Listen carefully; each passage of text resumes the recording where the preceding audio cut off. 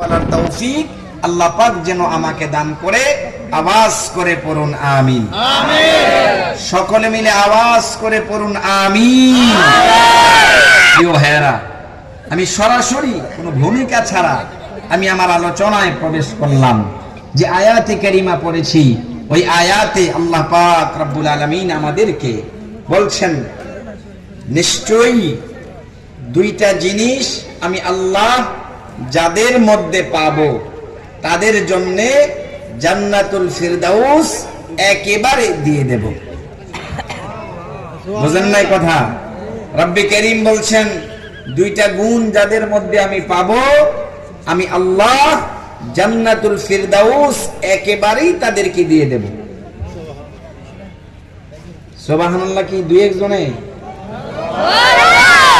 আমি বুঝি না আপনারা কি আসলে কোন ওয়াজ যে আপনাদের পছন্দ। তাহলে এই একটা খুশখবরি দিলাম, জান্নাতুল ফিরদাউসের খুশখবরি আল্লাহ দিলেন, যে দুইটা জিনিসের বিনিময়ে রব্বি কারীম জান্নাতুল ফিরদাউসের ওয়াদা করেছেন। তাহলে সুবহানাল্লাহ দুই একজনে কয় না, সবাই কয়? সবাই বলেন না সুবহানাল্লাহ। আর সুবহানাল্লাহ বলবেনই বা কেন? জান্নাতুল ফিরদাউস চিনছেন এটা কি? জান্নাতুল ফিরদাউস হলো আল্লাহর তৈরি যত জান্নাত আছে সবচেয়ে ভিআইপি, সবচেয়ে সেরা জান্নাতের নাম হলো জান্নাতুল ফিরদাউস। এখন বুঝে আসছে? আর জান্নাত কি? এই যে আপনারা, এটা দাগনভূঞা থানা, ঠিক আছে না? তাহলে দাগনভূঞা থানার পৌরসভার অথবা উপজেলার কাছাকাছি অথবা মেইন শহরে এই জায়গা, এই যে জমিনের এই আপনার কত লক্ষ টাকা শতাংশ কত? 12, 13, 15 লক্ষ টাকা। তাহলে জমিনের দাম বেশি না?